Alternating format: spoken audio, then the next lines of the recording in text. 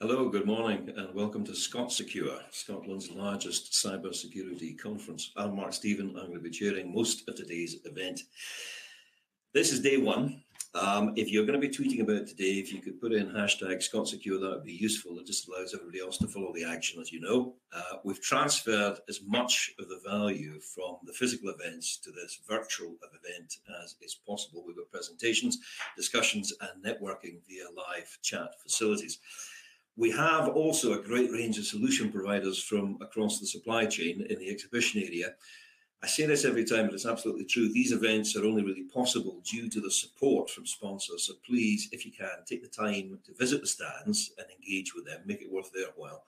There are a number of competitions and prizes on offer in the exhibition hall with a leaderboard to reward participation and interaction. If you click on the leaderboard icon at the top of the page to find out more. Cunning devils that they are, some exhibitors are also giving away prizes at their booths, including a Nintendo Switch, an Apple Watch, a £50 whiskey voucher, a £300 John Lewis voucher, over £300 of Amazon vouchers, a Fitbit, and an experience day with a choice of either supercar driving or a spa day. Take the time just to explore the platform, engage with the sponsors, and make the time to chat with your peers throughout the day. We've introduced a new video chat function, which is live and allows you to have real-time face-to-face conversations. Just click on the chat icon to begin. There are also two themed grouped chats in the networking lounge you can join, as well as general networking chat room. The conference session will be run through a series of webinars. To access the sessions, just navigate to the auditorium page and click the session you wish to attend. Or select the hyperlink in the pop-up boxes, which appear immediately before the main sessions. As you know, the last 12 months has proved a hugely challenging time for cybersecurity practitioners. Very often we need to get it done, and we need to get it done yesterday has trumped security. We are coming back into a form of normal now. So this opening session will contextualize the impact of recent disruptions on the security function. Our first speaker today is Maxine Holt, Senior Research Director at Omdia. She's looking at trying to rebuild sustainable security in that reset normality. To Maxine, over to you. Great, thank you very much, Mark. So, as Mark said, my name is Maxine Holt. I lead the cybersecurity research team at Omdia. My team also works pretty closely with Black Hat and Dark Reading as part of the Informa Tech division of Informa. So, please do feel free to connect with me. Okay, so in terms of, just let me flick through a couple of slides here, in terms of what I'm going to be talking about today. So I'm going to cover Omdia's view on what normal has been reset to in terms of security in light of kind of the last 12 months or so, as Mark mentioned, and how this reset normality has seen organisations become, I think, more concerned than ever about avoiding the headlines. There was a sticking plaster applied to security in the early days of the pandemic. That's now being peeled back, and I'll cover the need for less complex, more sustainable security going forward, and then also looking at ways of ensuring that organisational security responsibilities are maintained going forward. Okay, so normality has been reset because of the COVID-19 pandemic, and from a security perspective, companies have my apologies. There we go. And from a security perspective, companies have accelerated their move to the cloud to ensure that their IT infrastructure is dynamic, and for sure, you know, security has had to follow. And so every year, Omdia does an annual ICT Enterprise Insights Survey. Last year, it was undertaken as the pandemic was rapidly taking hold in much of the Western Hemisphere. And in that, we found that, so we asked questions about COVID-19, of course, and in that we found that the business effects of COVID had certainly accelerated organisational journeys to the cloud. Almost a third of organisations classed the adoption of cloud services as significantly more important than before the pandemic took hold.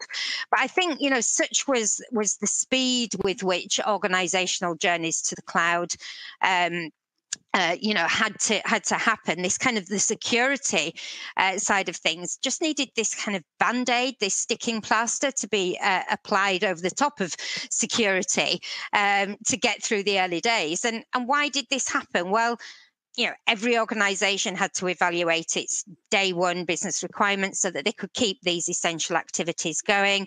More of us increasingly worked away from company premises, so IT functions had to evolve from any number of on-prem applications and services to those that are delivered remotely. And initially achieving that speed of response, business continuity that would enable minimum viable daily operations was given priority over security and regulatory considerations. But what's happening now, the sticking plaster is being peeled back. And what that's revealing is sometimes, I call it the mishmash of security controls. And it is a bit of a mishmash because these were originally designed for an in-office environment in the main. They're not fit for purpose in this reset normality world, which effectively means that organizations are failing in their security responsibilities. Now, these headlines have been pulled from recent weeks, but despite COVID, there are a lot more examples.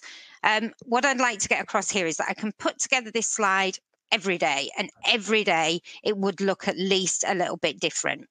So security incidents and breaches, they're a fact of life. They can impact individuals really significantly, as well as, of course, the organizations that suffer the breach.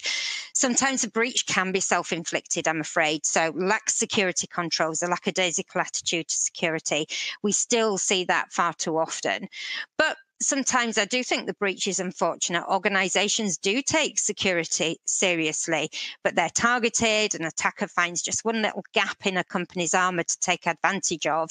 And then the reset normality that I've just spoken about has probably revealed more gaps than perhaps there were just over a year ago. So overall, when we look at these headlines on here, organizations want to avoid being the subject of the next headline, and that's because they want their customers to trust them. Trust is really important. It's made up of any number of components. I think I could talk about the components of trust for a long time. They're definitely subjective, these components. But for some organizations, not all, but we could look at share price as one element of trust. So a data breach, especially of sensitive information, can at least temporarily damage share price, and that itself can contribute to secondary headlines as well, which organizations wouldn't welcome those either. So I'd add that measuring trust isn't always tangible. It can be based on perception, feelings, and these perceptions are frequently based on what individuals read in the press, this kind of headline. So I think as individuals and as organizations, we should do with the data held by our companies the same as we would expect other companies to do with data that's held about us. So personally, I want to be able to trust the organizations that I do business with, and organizations must deploy security controls that are appropriate for the current environment. So I think what's clear is that rarely does an organization stand still. Never has that been more true than for the past 12 months. I've already mentioned the Omdia ICT Enterprise Insight Survey. This graph here shows the impact of COVID-19 on technology. So the survey is global. We cover around 5,000 end user organizations. And so on the right-hand side of the slide, here, I've highlighted some of the stats from the chart at a global level, a Western European level, and a UK level. Unfortunately, we don't break it down beyond the UK. But globally, we can see that the transformation of customer experience at the very top of the chart, that's significantly more important or more important for over 3/4 of survey respondents. Similar numbers for Western Europe, as you can see just below, and only slightly below that for the UK. It is the leading technological impact from COVID-19. And that's because innovation must continue. You know, organizations that can have had to evolve and even change the way they do business. Customers are at the heart of that business, and that includes public sector organizations as well, of course. Second on the list, the creation of digital capabilities. Similar numbers across these geographies as well, and that's because transforming customer experience does require the creation or extension of digital capabilities. Given that so much more business services have moved online in the past year or so, we all expect to be able to do more and more online where we're unable to physically go somewhere to get something done. And even when it's a combination of the two, let's take the COVID-19 vaccines, you book those online now, and then you actually go somewhere to have the vaccine. The third point on here, and I think this is really encouraging, that the management of security, identity and privacy is third on the list here, significantly more important for over 70% of the respondents across those same geographies. We can't have transformative work going on in an organisation without appropriate consideration being given to security and privacy. That leads to the trust that I talked about before. The InfoSec function did an amazing job last year. We turned on a sixpence to support remote working, engagement with the business. And I do think that this engagement with the InfoSec function is continuing now as innovation ramps up even further. So as we think about the InfoSec function engaging across the business for both innovation, regular working practices, I just want to spend a minute or so talking about Omdia's approach to cybersecurity, not just the technology, but the bigger picture, because I think this helps bring into focus the scale of the challenges being faced. So, as many people on this session are aware, the focus of InfoSec is on protecting the confidentiality, integrity, and availability of information. At Omdia, we describe cybersecurity as a subset of information security focused on protecting the CIA of digital information. And that's why we've got data security right at the center of the diagram here. It's the core of what cybersecurity is all about. But then that data security is surrounded by a layer of identity, authentication and access security, where systems check that an individual or indeed another system identifies themselves appropriately, they are who they say they are, through authentication, and that, of course, they should be granted access to that data. But that's still not enough to protect the CIA of information. So there's a couple more layers: infrastructure security, protecting the IT infrastructure, of course, and then security operations or SecOps that's focused on looking after the day-to-day issues to keep the organization secure. But it doesn't end there. There's these overall approaches to security to consider, which is where enterprise security management comes in, kind of the grey bit around the outside there. And that takes into consideration the user community. So that's not just the workforce. And the workforce, of course, can be transient as well as permanent, but we have customers, partners, suppliers. All of these different organizations and individuals have access to various bits of the enterprise's digital systems and data, and therefore we have to take them into consideration in our security view. And so enterprise security management also considers the levers on security. We've got GRC, governance, risk and compliance, on the left-hand side. So picking up on compliance as an example, data privacy regulations, GDPR.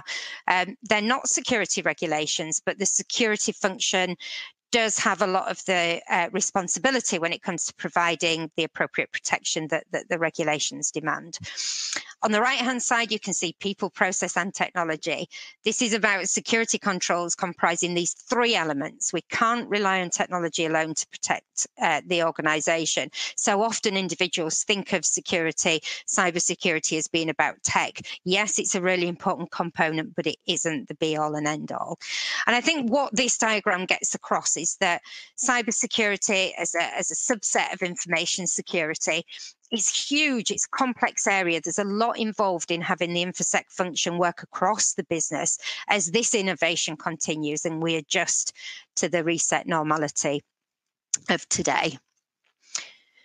So peeling back the sticking plaster and the need for investment, it's another interesting chart from some research that we did last year, and something to show what the near future holds. And we found that during the pandemic, so this was undertaken in June last year, remote working accounted for 54% of the total employee base for organisations. That was up from pre-pandemic levels of 18%. So, tripled pretty much in a very short space of time.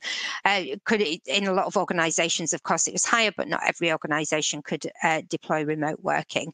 I think, moreover, that the plans for post-pandemic at that point, so mid-2020, showed that around a third of the employee base is expected to be working remotely. Since that survey took place, what we've found even more at Omdia is that this hybrid approach to work is the one that most organisations either have in place already or they're planning for, particularly across the 4 nations as individuals begin to return to an office environment. So the point is that individuals can work securely irrespective of location. All of the data, the information, whatever they're doing is protected appropriately wherever they are, whether they're in the office, whether they're in the local Starbucks or whether they're at home. And the security controls beneath that sticking plaster are now the focus of InfoSec functions to deliver this kind of manageable and sustainable approach to security across the business.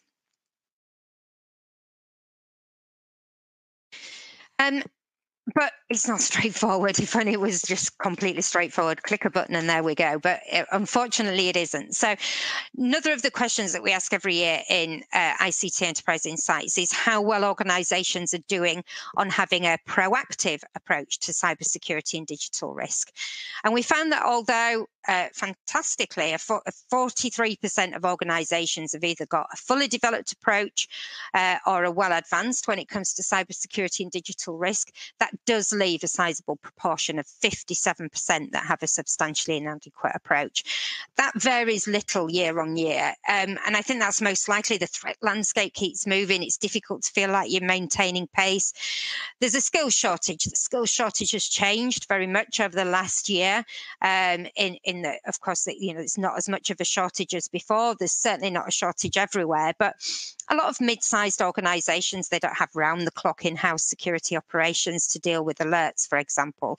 There's a skills shortage in cloud security, unsurprisingly, with the acceleration of journeys to the cloud, and that kind of skill shortage is going to continue. So it is difficult for organisations to, to build this sustainable approach. We also have some more Omdia stats as well, and I think this kind of draws together the big picture here. So I'll start with the 71% here, and that's in light of COVID, the management of security, identity and privacy is either more important or significantly more important to that percentage of organisations than it was before the pandemic. That's really encouraging news.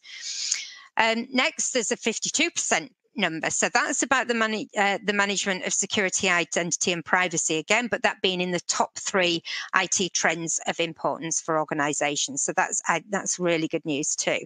And then the 63%, this is about strategic investment in data privacy. So the strategic investment is planned by almost 30% of organisations. Another third, 33%, have minor investment plans. That is the leading area of investment for data and analytics. And so I think bringing these stats together, it shows that there's no shortage of recognition across organisations of all sizes, all sectors, all locations. Security and privacy is hugely important. It's necessary. But then when you kind of layer that with the 57% with a substantially inadequate approach, that shows that these same organisations are struggling to get a grip on what they need to do. And one trend that we've seen since the pandemic started at Omdia is that security and resilience have become closer bedfellows. In the past, resilience and security have traditionally been pretty separate functions. Resiliency focusing on ensuring that the organisation can continue to operate in the face of foreseen and unforeseen events, of course. Security focusing on protecting the organisation and its systems from compromise. So the pandemic's brought these two closer together, the need to maintain security while still enabling efficient organisational operations, irrespective of location, again. And as the stats I've mentioned already point towards, there's an increased focus on customers. Enterprises are developing new ways of working with them, whether that's B2B, B2C. So building opportunities in this reset normality is more complicated. CISOs, the InfoSec function, are playing a really important role as business partners, I suppose, to help with these transformational projects. That, of course, brings risks. The risks have to be assessed. Organisations must be secure, able to maintain operational effectiveness, and that brings security and resilience closer together for this increased sustainability. So there's lots of issues that the function is facing right now. So to support sustainability, we've seen, with the organisations that we've spoken to from Omdia, we've seen them taking approaches that I've tried to kind of encapsulate at a high level here. 3 steps being used to improve the sustainability of security. So review, prioritise and address. So the starting point has to be to understand what you have already. So review the security controls in place, review the threats that you're facing, of course, in light of everything that's happened over the past year, and of course what's happening going forward. The technology that you currently have available to you as one of the components of security controls. Consider the controls in light of your organization's strategy going forward. So just to pick up on the example that I mentioned earlier, are you going to adopt the hybrid working model as the workforce begins to venture back into the office? It's just an example, but one of the sort of things that you will need to take into consideration. But of course, we don't have limitless pockets of money, endless supplies of staff. So the review of the controls and threats has to be prioritised, and this is where you work with the risk function, identifying the gaps that present the biggest likelihood and impact on the organisation and therefore have to be prioritised. The prioritization is always going to fluctuate. What's of low likelihood one day might become significantly more important the next. But if you've got a program to address the gaps, then you can work through the priorities and maintain or even improve the organization's security posture. Addressing and deploying the controls is the next step. I mentioned a moment ago, do take time to understand what's already available in your security technology portfolio. Every CISO, nearly every CISO I've spoken with says they've got far too many products in their enterprise. Too often they've just bought a new product, new tool, new piece of tech to extend security controls, rather than taking advantage of what's already in the technology stack. I'd also just like to mention the OODA loop in here. I've already talked about prioritization being likely to fluctuate, and some InfoSec functions I was speaking to one just yesterday about the OODA loop. They use that to support their security controls. So if you're not familiar with the OODA loop, it started life as a military-based approach to aid decision-making. Gather information quickly during the observe phase at the top at 12 o'clock there. The information's then filtered, put into context in the orient phase to enable the rapid decision making that you see at 6 o'clock, and then to follow that up into action. And continuing to go around the loop does help the information and decision making to be refined, and your security controls are continuously improved. Okay, so crikey, I think that's the end of my 20 minutes. That went really quickly.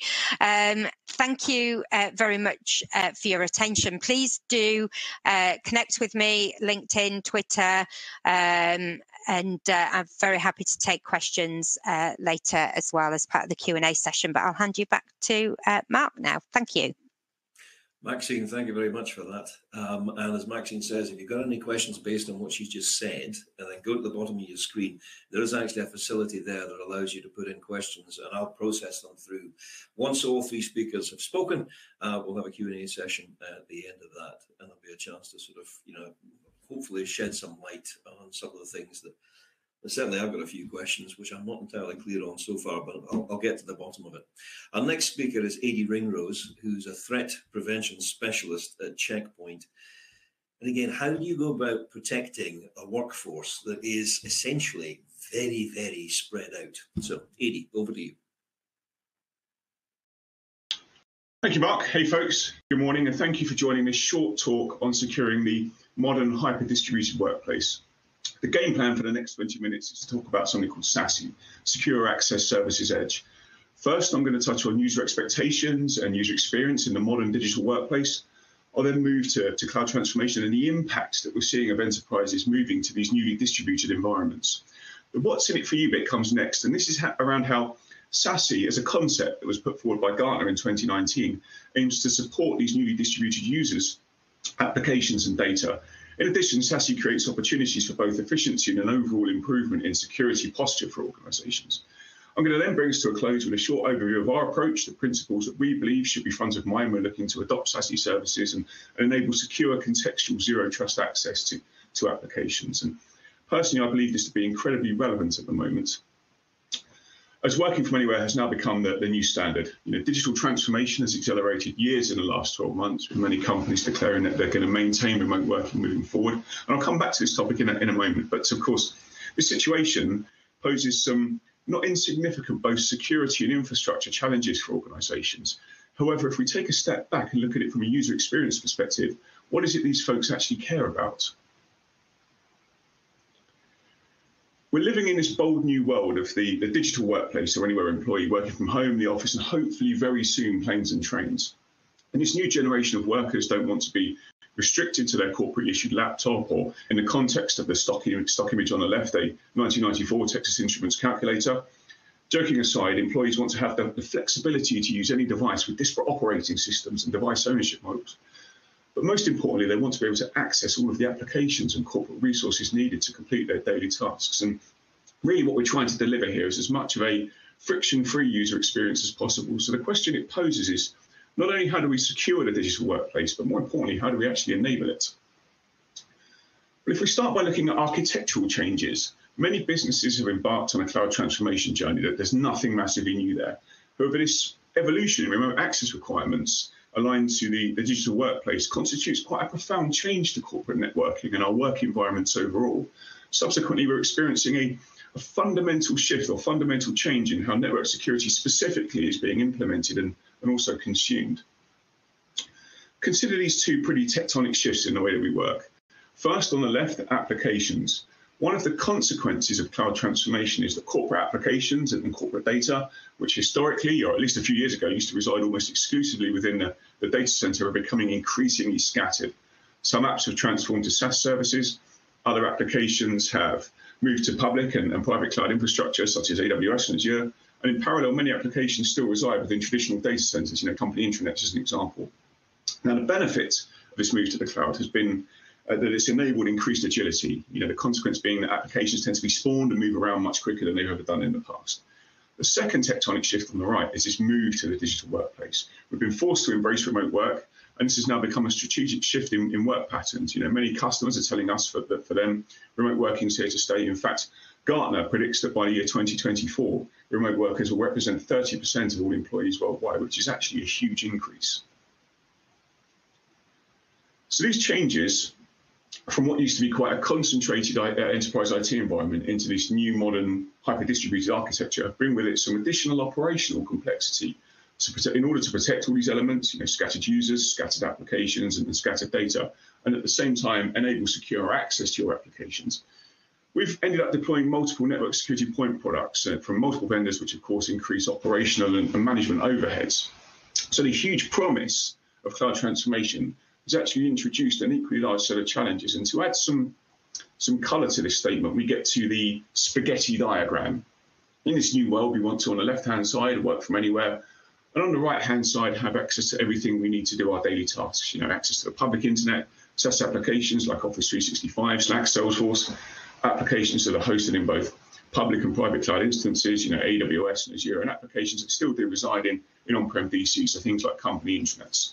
And it's complicated and challenging to manage access and secure distributed applications across different cloud infrastructure and data centers. And really, what we have to remember is that ultimately, all the folks on the left-hand side really care about is the ability to connect to anything from anywhere on any device. And for us, folks in security, it can be quite the challenge. If we look at the tools that are needed to secure these newly distributed users, devices, and apps, it paints an interesting picture. The first challenge in using dispersed multiple tools is inconsistent security policy and fragmented visibility across the organisation. And these are the cracks that our research teams see attackers leverage. The second big challenge is the higher management and overheads, the higher management overheads and increased operational complexity that I've already referenced earlier on in the presentation. And really, these two challenges are exactly what SASE is all about.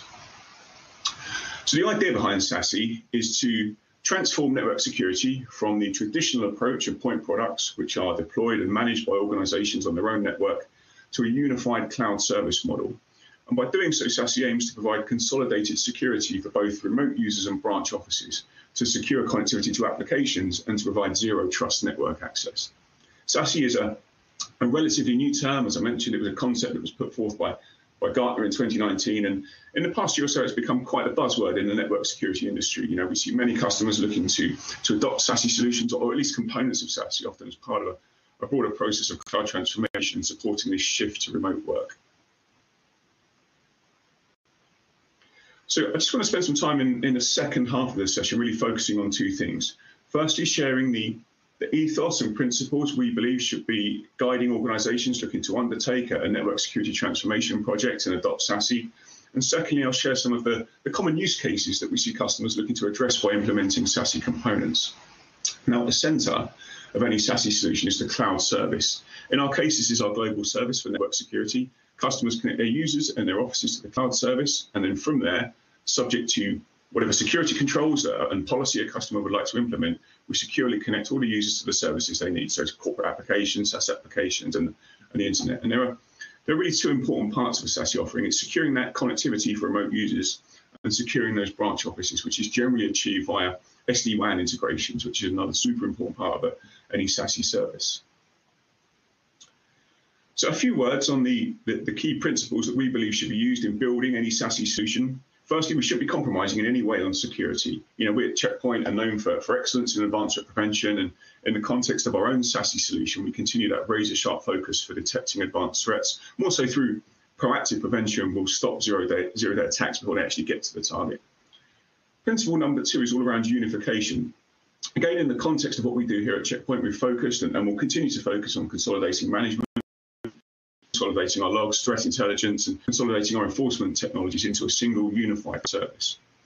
Thirdly, we strongly believe that the principles of zero trust and zero trust network access for short, or ZTNA for short, are fundamental, especially when aiming to connect and secure these modern distributed enterprises. You know, zero trust security essentially means that no one's trusted by default from inside or outside the network, and that verification and authentication is required from everyone trying to gain access to resources. And finally, and this is quite an important part, the user experience has to be great.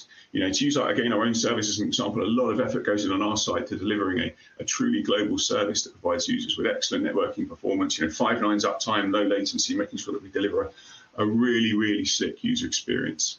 So these are the 4 principles we believe should be an intrinsic part of any SASE offering.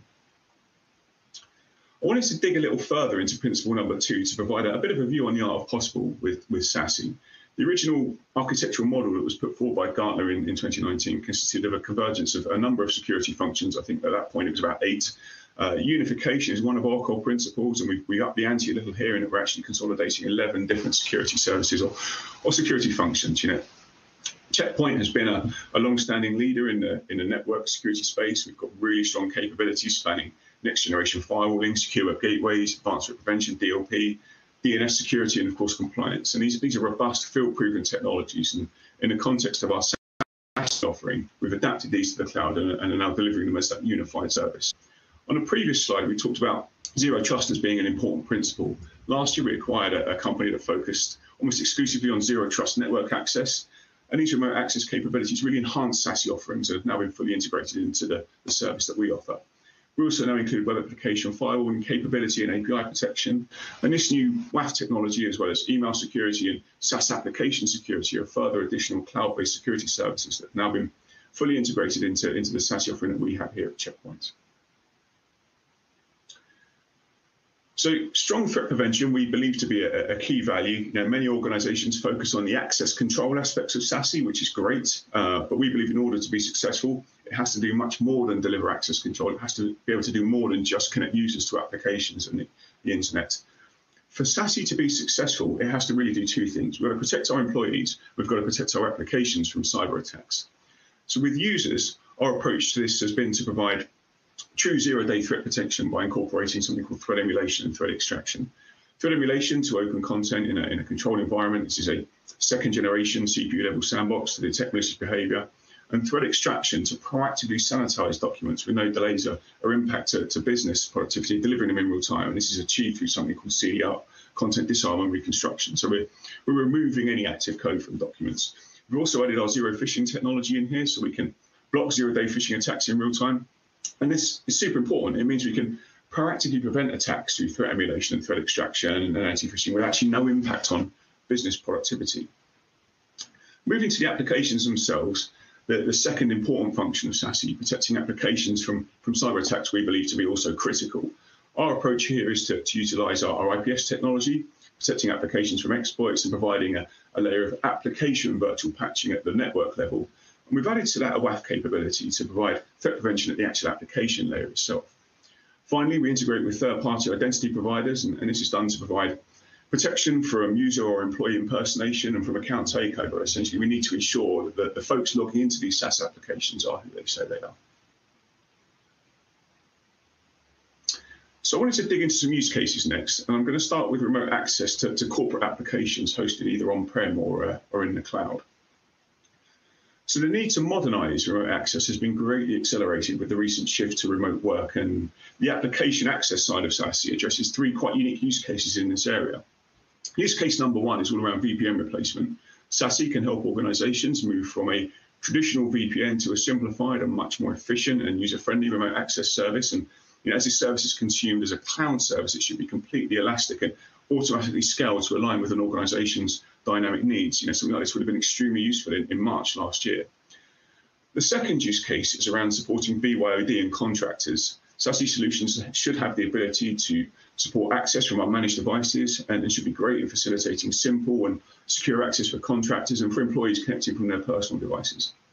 The last use case is around DevOps developers and engineers. So these are specialized groups who require power access features in order to securely access very complex and very dynamic cloud environments. And this is one of the areas where I believe that the zero trust architecture should really excel. But ultimately, the common theme across these use cases is remote access simplification. Applications should be accessed transparently with things like single sign-on, and it really should feel as easy as connecting to your personal Gmail account. So I wanted to talk about something that gets quite cool now. I was going to spend a minute talking about our approach to clientless application access. Under the hood, we've built this true zero trust architecture that's completely cloud native, very robust and very scalable.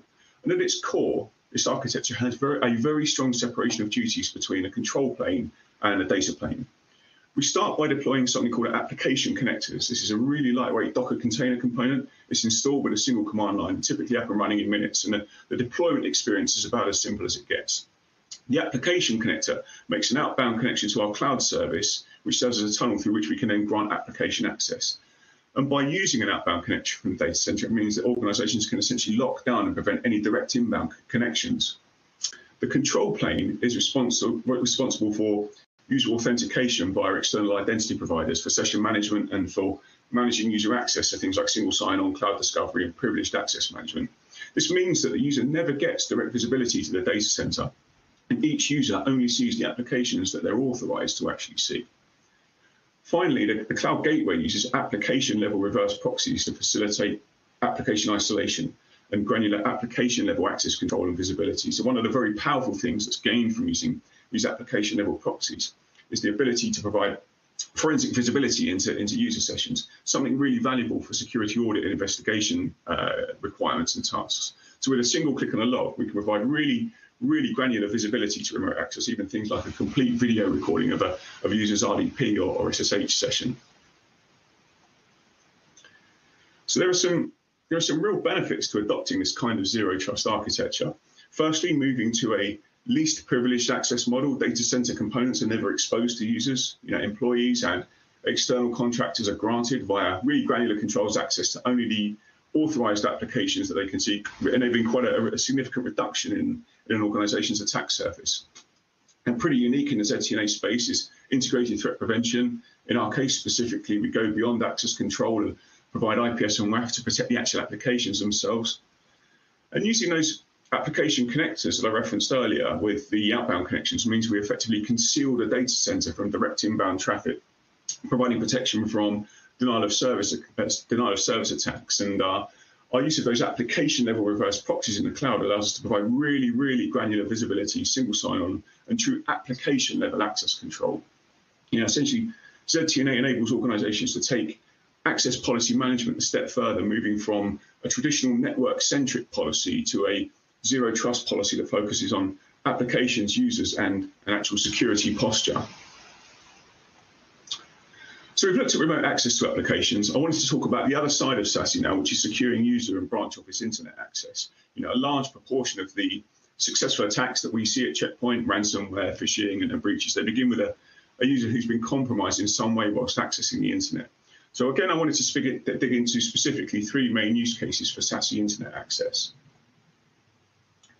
The first being advanced threat prevention. This is pretty much a given for any cloud or SaaS-based security service. It must be able to prevent the download of either zero-day malware and prevent zero-day phishing attacks. The second use case is around data protection or DLP. SASE services should give full control over and prevent sensitive data from being uploaded to the web. In our case, we use our data awareness technology. We've got roughly 700 predefined DLP templates, and we do support custom data types. And the third use case is all around compliance and control, providing granular URL filtering, application control, and even SASE can and should provide a level of endpoint compliance checking as well. So I wanted to close the session by talking about something pretty cool and pretty innovative that we're doing here at Checkpoint. In the context of internet security, we've decided to take things a step further, providing something that we believe is truly unique. So the SASE service that we offer is combining our cloud-based protection with our in-browser nano agent protection. So 2 layers, one in the cloud, one embedded inside the browser. And these 2 layers work in tandem to provide, firstly, great security, and second, a really fast internet browsing experience for our employees, because we don't always need to proxy web traffic to maintain that level of security. Digging into the in-browser protection layer, this is a super lightweight browser extension. It's actually not new. It's been part of our endpoint agent for a while, but we're making it available as an individual component which is fully integrated into our SASE solution. We've integrated our threat emulation and threat extraction, so that's sandboxing and CDR, and our zero phishing engines into the nano agent as well, which will dynamically scan files and websites upon access. Another protection that we're providing here is the ability to prevent users from reusing their corporate credentials on personal accounts, so effectively preemptive phishing protection. And finally, we've also incorporated URL filtering here. But living inside the browser gives us 100% SSL visibility as we're at the head end. It provides enhanced privacy as we're no longer decrypting and inspecting web traffic, but the real advantage is how the nano agent and cloud service interoperate. So we've got these 2 security layers, cloud protection and in-browser protection, and these 2 components work in tandem. As an example, whenever we have a web session that we can fully protect inside the browser, then we allow that connection to go direct to the internet and bypass the cloud. This helps the user get faster access and better privacy, whilst at the same time ensuring that we always provide full protection, either in the browser, or if the user is connecting without a browser that doesn't have that component installed, or if policy requires us to, then we can protect the employees via the cloud service. It's pretty cool. So to bring us full circle back to those key principles that we believe should be used in building any SASE solution. Firstly, SASE should deliver an overall improvement in security posture for organizations. SASE should enable IT security and networking teams to streamline processes and become operationally more efficient through a consolidation of services, policy, and management. SASE services should align to and simplify the adoption of zero trust network access models and zero trust principles. And finally, SASE should provide our employees with a better experience, faster browsing, simplified access to applications no matter where those applications are located. So these are the 4 principles we believe should be an intrinsic part of any SASE offering. So to summarize, with SASE, we have an opportunity to consolidate services, reduce complexity, improve our overall security posture, and increase operational efficiency when looking to secure the modern hyper-distributed workplace. Thank you for listening, folks. If you have any questions, please don't hesitate to ping me an email. Thank you. And thank you very much for that, Adi. Again, I'll just remind you there is a facility at the bottom of your screen if you've got any questions based on what Adi has just said. Our third speaker in this session is Ed Tucker, Senior Director of Cybersecurity and former European CISO of the Year. And Ed wants to talk about basically the dangers of siloed solutions to security. So, Ed. Brilliant. Thanks, Mark. Hope everyone can hear me. I'm going to kind of hopefully change pace just a little bit, slow things down, kind of cognizant in one sense that we're online, we're talking to an audience. I can't see your reactions. There's a habit in these kind of things to really speed up and just throw words at you. So I just want to just walk you through this and see if we can resonate at all. So we're going to talk about the dangers, or what I see of the dangers of siloed solutions in security, or in other words, kind of the myopia that seems to permeate throughout this industry. Whether that's driven by expert analysis, whether it's driven by the magic quadrants or the waves of the world, things that tell us to do singular and isolated solutions. Security tends to suffer from this, and we're driven by it, and the industry kind of pushes us towards particular buzzwords or phrases or terminology without necessarily thinking wider. For example, no doubt, we already have, and we'll hear more today about super hyper converged, hybrid working, new normal, or working from home, as we otherwise call it, environments where not everyone's in the office. And within that, we obviously think, because this is a security conference, we think about how do we secure that? But do we ever actually think what the prime purpose of remote working actually is? And I can tell you the prime purpose, beyond a shadow of a doubt, is that people can actually work. People can do their jobs and can do their jobs efficiently and effectively. Securing that is a distant second at best. But do we consider that when we think about, well, we need to secure remote, hybrid, hyperconverged, whatever you want to call it, working? Do we consider actually the most important thing is that ability for people across our businesses to operate and perform their tasks, perform their functions? And the worst thing we can do as security is actually hinder that. Because not only do we prevent kind of the business operating efficiently and achieving its goal, we also start to alienate ourselves from our customers, not users, customers of security. So what do I mean by that? I mean, if you think about security strategies and what you hear about kind of every conference or within every bit of analysis you see is you hear buzzwords, and how many strategies will be about, we need to do SIEM or SOC, we need a red team, we need a blue team, we need a purple team, or now yellow teams and brown teams. We need to do PAM, we need big data, we need AI. Supply chain management is a big one now because of obviously SolarWinds. Oh, we need to do something that we should have been doing for years. We need to consider insider threats. We need to do DevOps. No, we need to do DevSecOps. But all of these things are somewhat meaningless unless we consider what comes around them. Are they actually joined up? What, in essence, with all of these things, are we actually trying to achieve? Have we challenged ourselves to define an outcome? Have we challenged ourselves to define what success looks like? Have we identified where we start reaching diminishing returns? Or are we just looking to do a buzzword? Are we looking to do zero trust without understanding why? Why are we trying to do zero trust? We're going to do security awareness and have champions and have a security culture, but why? To achieve what outcome? Our teams are now more aware of security. Brilliant. So what? What does that mean in practice? Are we able to tangibly show an effect on risk? Do we even know the effect on risk? Have we even plotted what the effect on risk might be? Have we understood all the different parameters that allow us to reach that outcome? So when I say that, if you think about all the things we do on a daily basis within security, how much of it is actually controlled by us? Even if we're implementing a new technology, we're going to say to a zero trust architecture, we're going to do endpoint detection and response. How much of that is actually operated by security? How much of it is also operated by our IT colleagues, our network colleagues, our server colleagues, our admins? It involves people, so there's HR. It involves process. It involves change. We need engagement in there. There's dependencies just to deliver a piece of technology. But even then, from the technology, what's the outcome we want to achieve? Is the outcome to prevent things being installed on the desktop? Is the outcome to prevent unauthorized activity or unauthorized access to our services? Have we chosen the right thing? Have we understood all the different components that allow us to get to that outcome? Because if we haven't, we're only ever going to be suboptimal. Part of the problem is when we look at the buzzwords that go through our industry, we rarely think of the words that are the most important. Transparency.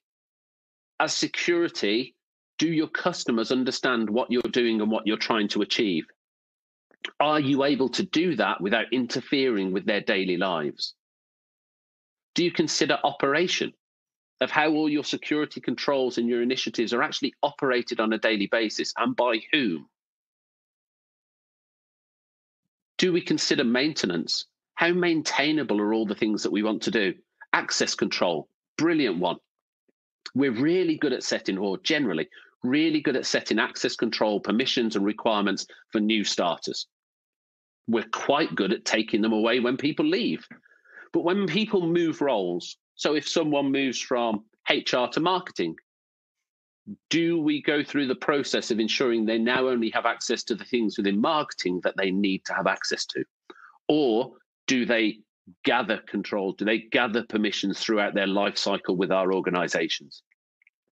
Well, if we're going to do that, what are the different things we need to put in place to actually understand and make sure that people have the right permissions for their role, if that is an outcome that we want to achieve? And again, having the right permissions isn't an outcome. What's the actual outcome? We want to prevent unnecessary access to things. What are we trying to achieve? But even to make sure people have the right permissions, well, who actually does permissions? Does security do permissions? No, that probably sits in IT somewhere. It might even be automated. It might be triggered by a HR piece. Removing previous permissions is likely to be a responsibility of the previous manager of that person.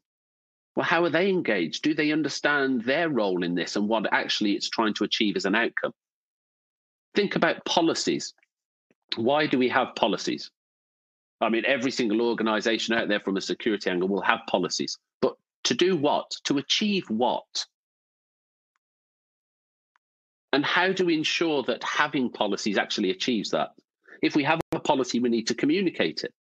How do we communicate it? Do we understand if that communication is effective? What are the dependent articles to ensure that communication happens? How do we ensure that people read it? How do we ensure that people understand it? How do we ensure that it's even applicable to them? Are we sure that someone in marketing and someone in DevOps have the same requirements and that the same policy fits them all? Have we considered standards? Have we considered what they need? Have we engaged all throughout this process to build an understanding of what makes an outcome successful? Or do we just write policies, maybe send an email, post them on the intranet and pat ourselves on the back thinking that's done? And that's just something as simple as a policy. Do we consider that across the board? If I think about cyber strategy, I think about joining up. Now, this might look really complex. Believe me, this is only kind of a subset. You know, when I think about teams here, these are teams throughout our businesses, including teams within the supply chain as well. But if we think about some of the initiatives we want to do with security, do we have a coherent rationale of why we want to undertake those? Why do we want to do privileged access management? It is a good thing to do, but why? What are we trying to achieve?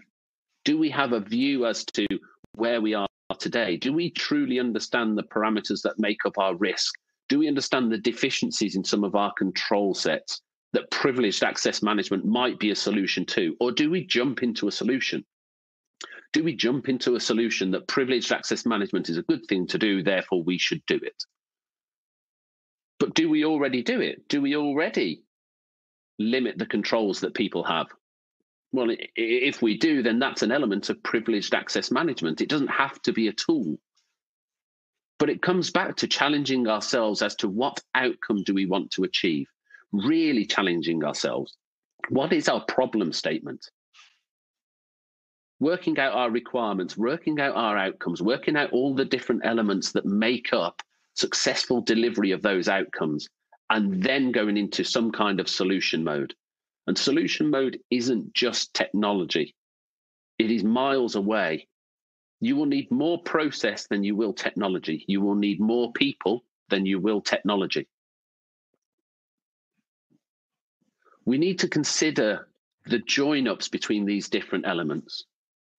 If you just take something like awareness activities, well, that's simple. I just want to make people aware of things. You know, I understand that once a year PowerPoint for half an hour doesn't work, so I'm going to do something different. I'm going to engage with them. I'm going to build a culture. I'm going to use a champions network. But by awareness, what other things do we need to factor into that? Well, what's the value? What's the value of having awareness out there or undertaking awareness activities? Can I measure them? Are they aligned to risk? What's my communication strategy? Which teams do I need to focus on? What's those teams' operation? What are their processes? How do I engage with them? What's their leadership like? Do I understand what their daily life looks like? Do I understand kind of how much workload they have? Can I empathize with them? Do I know how to engage with them? How do I measure effectiveness? How do I enhance? How do I make sure it's built into recruitment activities? How do I make sure it's cognizant of the controls we have, the threats we have, the vulnerabilities that permeate throughout our organization? And that's just a tiny part of the awareness. But even if my people are aware, so what? What does that mean in practice? Having an aware workforce is not an outcome that we can achieve because it's meaningless. It's like saying, I need to secure remote working. It's meaningless. Secure what? To what end? To what outcome? The easiest way to secure remote working is to switch it off. But of course, people can't work. So it's not a tangible outcome. But with awareness, for example, if my people are more aware, what might they do? Well, they might recognize security threats. And what? What does that mean in practice? Well, they might report them. To who? Do they know how to? Would they, for example, know who to send a potential phishing email to? Would they know how to attach it so that the headers are still intact? But moreover, would my teams be able to actually deal with it? Would they be able to respond to it? What kind of dwell time would there be? To investigate it, who else do they need to engage with? Do they need to engage with the networks teams? Or maybe they need to engage with the exchange teams. Maybe we need a bit of desktop to understand if anything's run on it. And how do I engage those teams? What's their workload? How many projects are they dealing with at the moment? How many tickets are they fixing? Security is just one of the things that they will potentially have to deal with on a daily basis. But have I factored all these things in to my outcome? Or am I just going to go out and buy whichever vendor does awareness, maybe do some phishing campaigns, but generally just send them awareness videos? Have I actually considered operation? Have I actually considered risk mitigation strategies? If I haven't, then I'm just doing buzzwords. I'm just doing them without meaning. And it doesn't have to be the most complex thing in the world. It's just about thinking beyond the word, thinking beyond the delivery, thinking beyond the buzzword into meaningful action. But the thing that comes with that is when you look and say, well, how much of that is genuinely within my locus of control? How much do I have complete control over? So I can completely control how much I communicate with people. Ideally, I shouldn't. Ideally, I should engage with people who do this for a living, like the communication teams in our organizations, and maybe the marketing teams, because actually what I want to do is market an idea, regardless what I want to do with security. Even if it's policies, I'm trying to market an idea. I can control engagement. I can control the stories I tell. I can control the outcomes I want to achieve and what the success criteria is. I can control my vision. But beyond that, how much can I actually control? I can control my own teams. But we know from a security angle, almost everything we do has a dependency on other people and other teams within our organization, many of it in IT, supply chain, procurement, We have a heavy dependency there. HR, learning and development. Our communication teams, our IT teams, our leadership, our boards. We have dependencies with all of them. And I do not have direct control over any of those.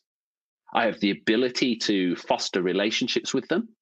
I have the ability to engage with them and start to understand what their lives look like, what their strategies look like, what their workload, their pipeline, their backlogs, what their plans are, what their skills, their resources.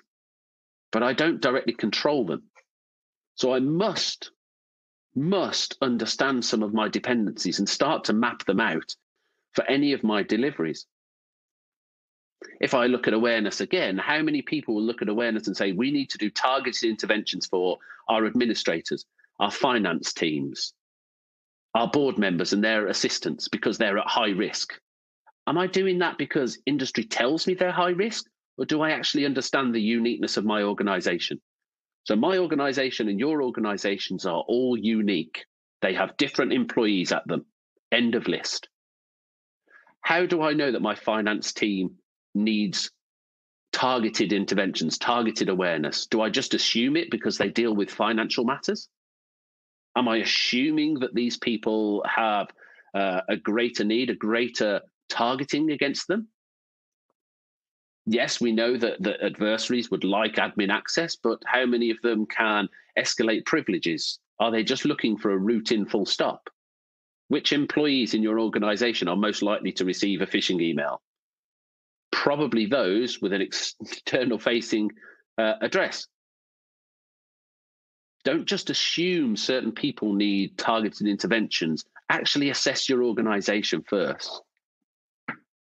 But by doing that, there's 4 key takeaways that I'd like to kind of bring for you all to consider as we move forward past this. And that's not to kind of take at whatever buzzword Gartner has come up with this week or what it's trying to tell you we should do, but actually to think about your organization and think about the outcomes you're trying to achieve, but also be cognizant of the outcomes other teams within your organization is trying to achieve and what your business itself is trying to achieve and how. Think about the goals that we want to build up in this and think about the outcomes.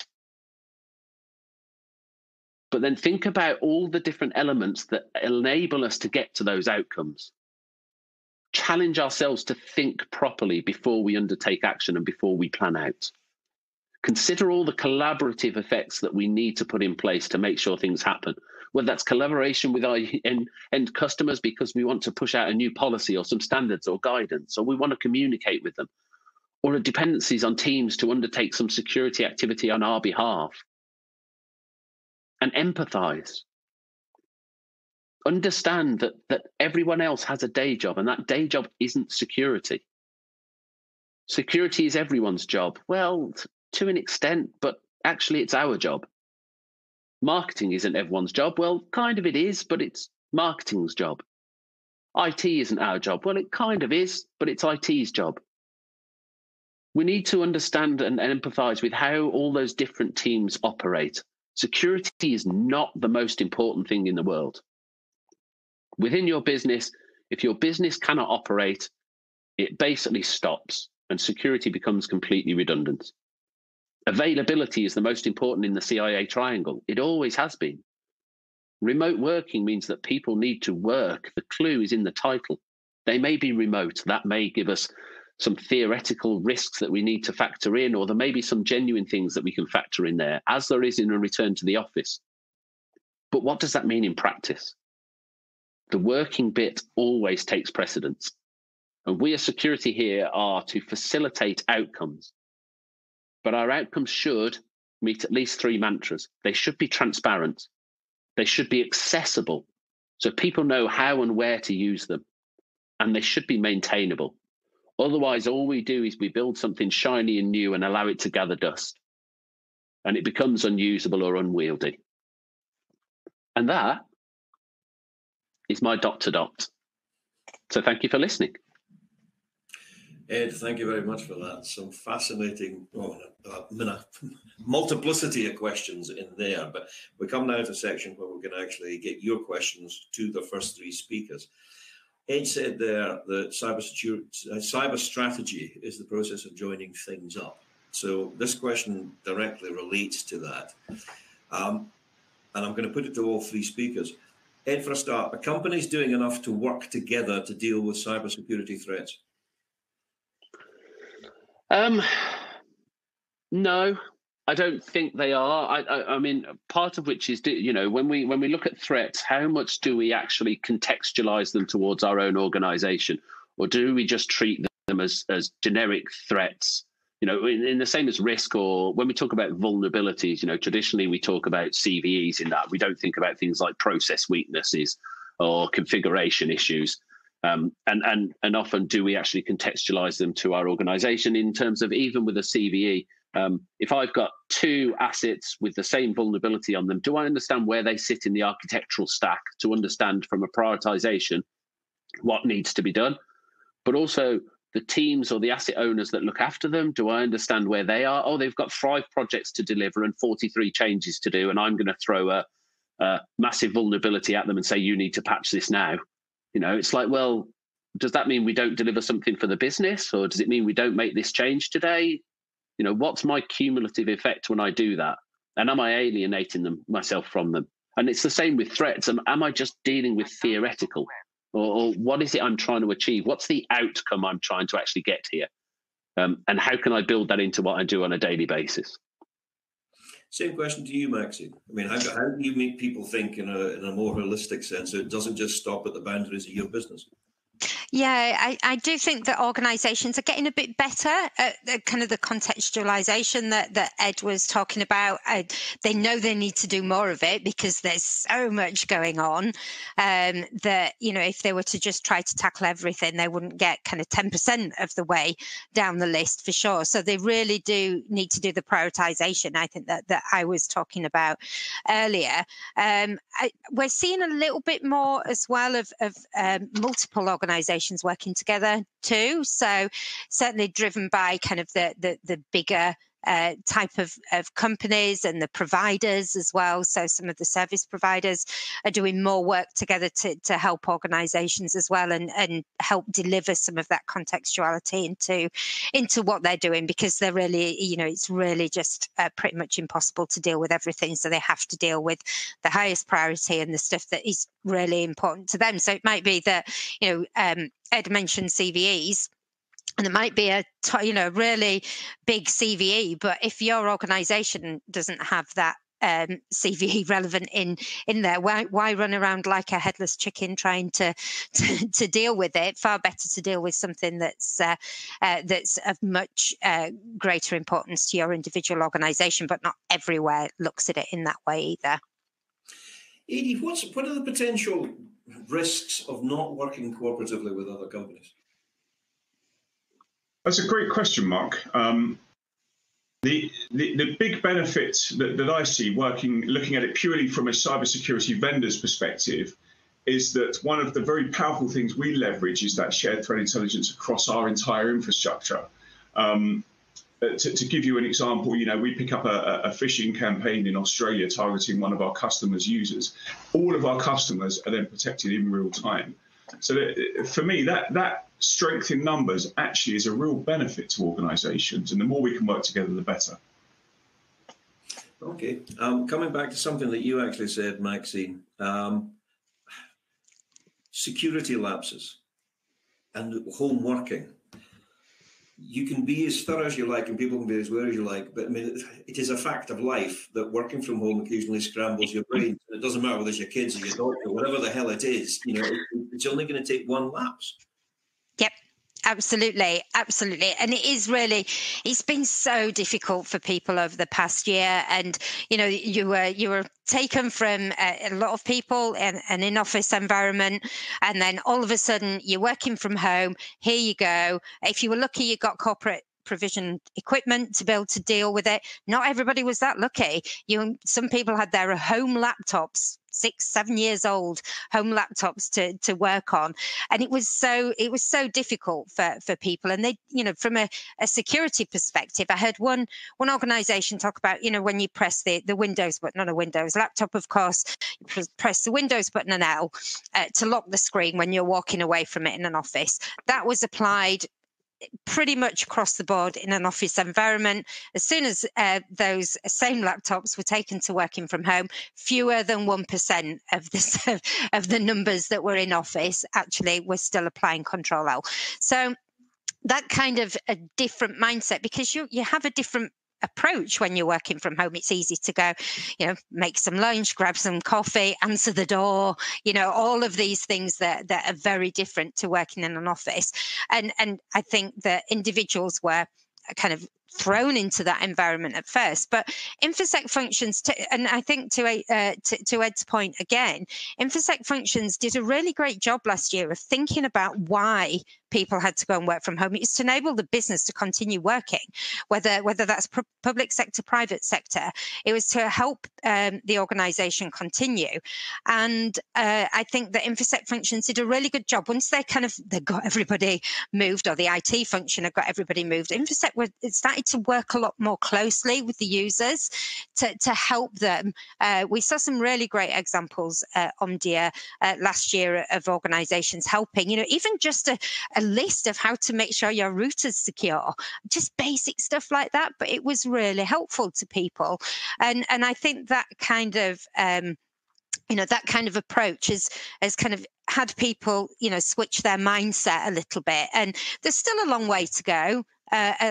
For sure, but I do think that people are getting more used to it now, and it's going to continue. You know, we're not going to be in a wholly in office environment. Perhaps financial services one sector that's going to move more to in office than kind of the hybrid model that I mentioned. But I don't think it's going away anytime soon for the vast majority of us. Ed, I came off the back of you saying that you basically presented us with a multiplicity of questions, which you did. Does that mean essentially that what you're trying to do is probably impossible? No, I just think we can be better at it. Frankly, you know, there's too much stuff today that's done for the sake of doing it. You know, whether it's big data or whatever it happens to be. You know, we just need to consider kind of how do we actually deliver something to a successful outcome? Have we got our problem statements right? Do we measure risk properly? So all the parameters that make up my risks that change on a daily basis. And I know everyone will always say, oh, the threat landscape changes. No, my environment changes on a daily basis. We make change on a daily basis. How does that affect my risk? Do I even know? Do I care? What are the rules on my firewalls? What are the accesses that my people have? What are the permissions there? What do I undertake on a daily basis? So my risk changes. Do I measure that in any way, shape or form? Do I measure it effectively? But also, if I want to do something about it, how do I actually drive change? You know, even if I just want to install, antivirus. How many teams are involved in that? And do I consider all of the teams that are involved in that, let alone the teams that are then involved in operating it, maintaining it? How many people didn't get their virus definitions today? How many people don't have it installed? Have I ensured it's in the build standard so everyone getting a new machine gets that antivirus? Do I do anything with the results of it? What do I do with the results of it? Which teams do those involve? It just means I need to think things through a bit differently. You know, I need to be cognizant of all the teams that I am dependent on a daily basis and work with them and truly collaborate with them. And that way I can improve and start to deliver outcomes that really make a difference. AD is a security vendor. Why is there a tendency for companies to buy new pieces of shiny kit before they properly mastered the last one? That's a great question, actually, Mark. And it comes back to actually Ed's really important point about defining outcomes firstly and understanding what tools you've already got access to. And I'll give you a specific example. One of the things that we have here at Checkpoint is an endpoint security solution, again, to specifically use Ed's example. And that endpoint security solution has a whole host of capabilities that the customers may not even be aware that it has. So one of the things that I'm quite keen to do as a cybersecurity vendor is ensure that our customers maximize the value that they're getting from their existing solutions already. A specific example is making sure you've got endpoint firewalling turned on on a laptop and you're not using a native firewall. There's a reduction in the attack surface that can be simply achieved there from quite a simple task. And again, to come back to what Ed and Maxine were saying, this is about understanding the risk profile of your organisation and before investing in any new tools, making sure that you're maximising the value you're getting from the existing ones you've already got. Okay. Question here from Andrew Loch, I think, or Loff from NatWest Group, for Maxine. How much has the reset Normality actually changed in terms of security, and what do we do? Similar to prior to the pandemic, we still want to avoid being in the news. Change is constant, and we should continue to review, prioritise, and address our control suite. Thoughts on that? It has changed things and it hasn't changed things, I suppose. It's changed the focus. So the focus of information security, back to my original point, the CIA triumvirate, confidentiality, integrity, availability, that still remains the focus of information security. That's not changed, pandemic or no pandemic. But what has changed is kind of the environment, like Ed said a moment ago. It's about the environment that's changed. So where before you could pretty much control the perimeter, not completely, because as we saw from some of the stats that I had, you had around a fifth of the workforce working remotely prior to 2020 anyway. So that was something that was already there, but the focus has definitely changed there. So you still want to avoid being in the headlines. I think we could think about data privacy. So not data security is a component of data privacy. But if we think about privacy legislation and GDPR, and we still have to protect sensitive, personally identifiable information, whether that's from somebody who's working remotely or somebody who's working actually in an office.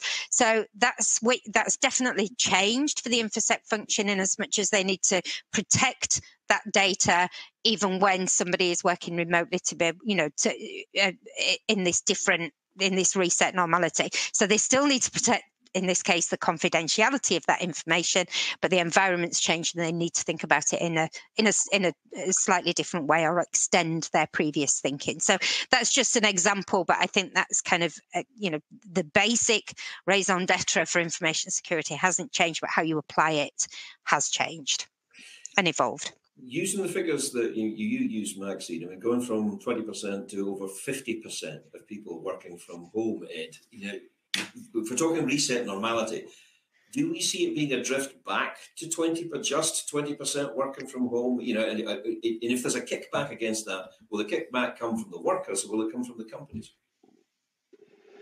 I think it's going to be one of those that depends on each organisation. I think what's happened over the last 12 months in the UK and different time frames across the globe. Some of my team work in Auckland and they're practically normal. So. But they've also always had a flexible working arrangement. I'm very jealous because 2 team members met up and went to the pub the other day. It was awful. But I think it depends on each individual organisation and where they want to go. Without being political, we know that when the last kind of coming out of sort of lockdown, there was a drive, certainly politically, to push people back to the offices, probably just to, start sparking the economy and local businesses around the offices in some of the big cities. Will that happen again? Probably. Will organisations actually get over the trust barrier? The artificial one that said, we don't like people working remotely because we don't trust them, but you trust them in the office because you can physically see them even though you can't see what they're doing. If you can't manage someone in an office, you can't manage them remotely. You should know what people are doing and trust them. At the end of the day, they're adults. You've employed them for a reason. It's gonna be open. I hope organisations adopt the flexibility, because it means actually when it comes to securing talent, you've got a much wider pool that you can fish in. Do I really need to say kind of you've got to be in an office in London every day of the week? Well, I'm going to struggle to do that, and I live probably 2 hours by train away. So why? That's already discounted me from the job, and how many other people have been discounted? Why don't I think a bit more maturely around kind of, well, how much stuff do you actually need to be in the office for? How much stuff can you be remote? What are the differences? What are the potential risks? And even if people are returning to the office, a straight example, have you considered the security risks of people now going back to traveling, going back to physically entering through the doors into the office, your reception staff, things like that? Have you considered all the different things? How many people have you brought into your organisation remotely? How many new joiners have you had remotely? Do you know what any of them look like? Well, how would you know who's sat next to you in the office now? You know, and everything that goes with that. So there's lots of things to consider actually about going back to the office, but hopefully we'll find a balance. It'll be different for each organisation though. I think that would be a great line for the New Zealand Tourist Board. Come to Auckland, we're practically normal. I would want to go somewhere like that. I mean, just mentioning risk, this is from Malcolm War, CNI Scotland. Do you agree that risk needs to be looked at holistically and right across the business in an integrated way? Edie? Great question. Not being a CISO myself personally, I'm probably not best placed to answer that question, but I would say it definitely sounds like a good idea. I mean, one of the things that we see a lot of customers doing these days when looking at investing in new technology solutions is firstly understanding that the gaps they've got across their organisation as a whole, and then prioritising those gaps and those risks based upon their own actual individual business. So not being a CISO, I'm probably not the best person to answer, but I'd say it sounds like a very good idea. Maxine? Yeah, I would kind of think about this in terms of risk appetite.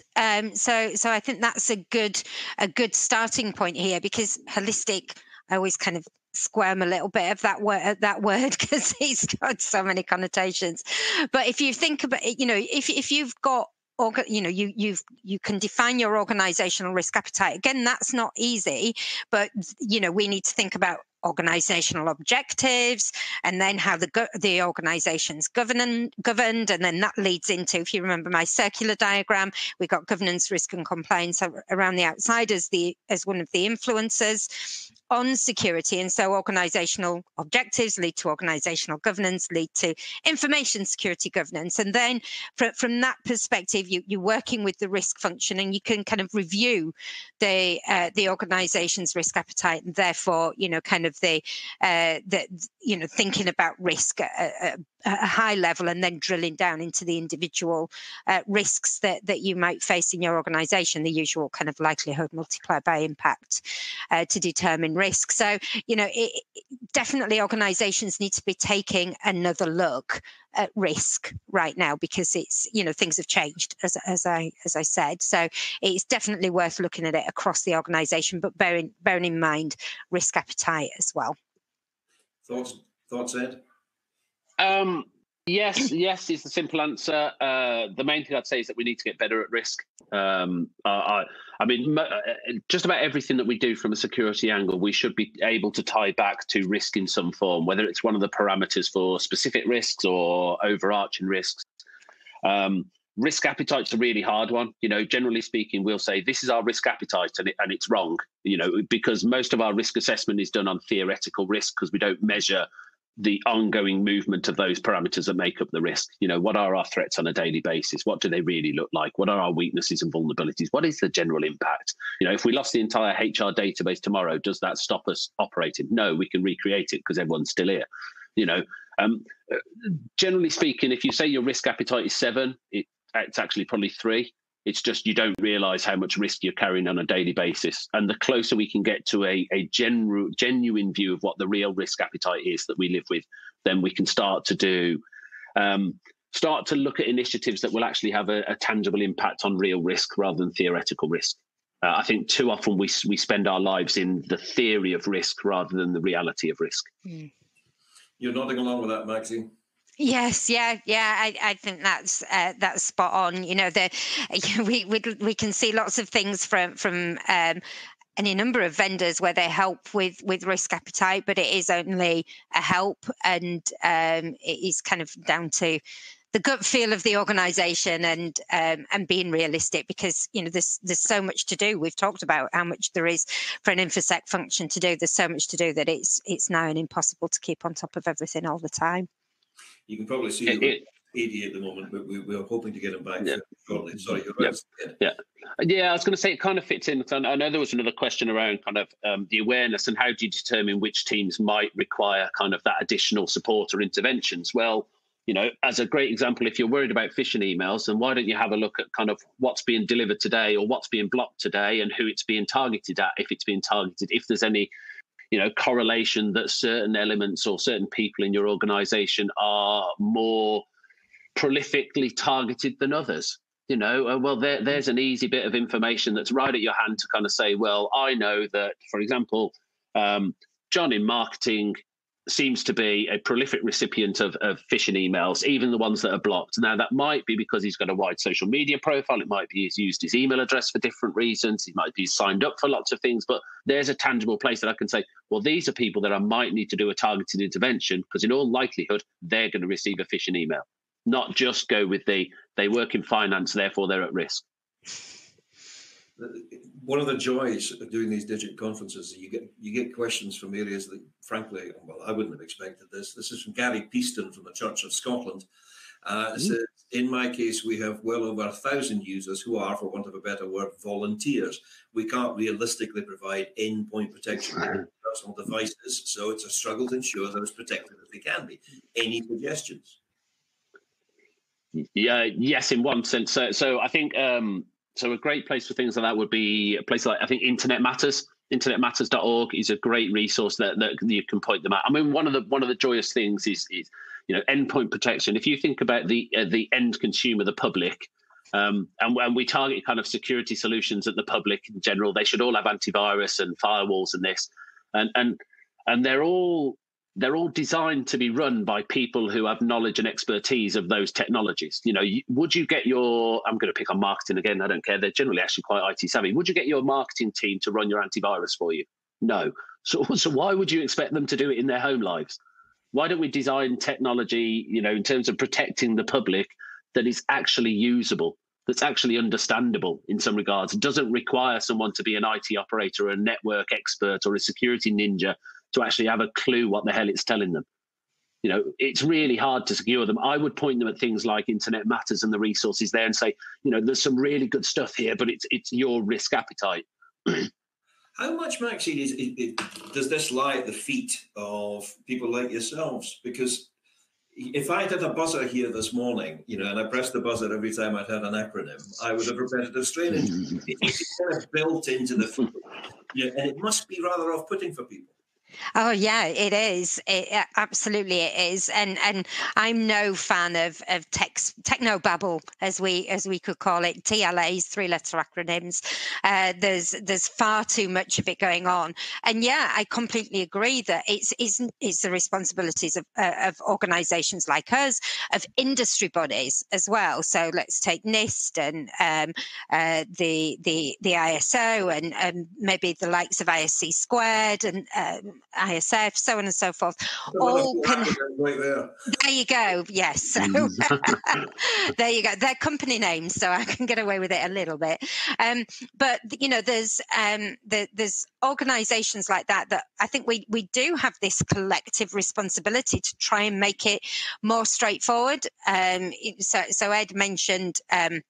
Internet Matters. I think there's organisations like the UK NCSC as well that are pretty good at helping individuals with understanding what they need to do when it comes to, from a security perspective.